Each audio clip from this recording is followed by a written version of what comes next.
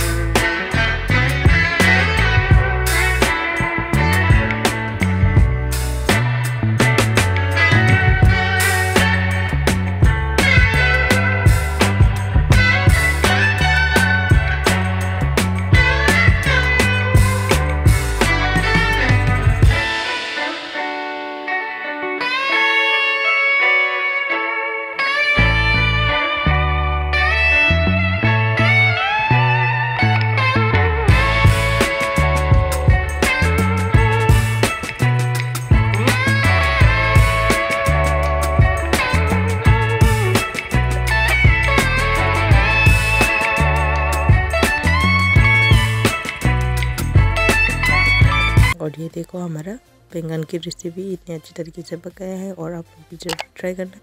और आप लोगों को मेरा आज का रेसिपी कैसा लगा, अच्छी लगी तो मेरी वीडियो को लाइक कर देना, शेयर कर देना, कमेंट कर देना और बेल नोटिफिकेशन ऑन करना मत भूलना, सबसे पहले आपको नोटिफिकेशन मिले। Thanks for watching, bye bye, see you next video.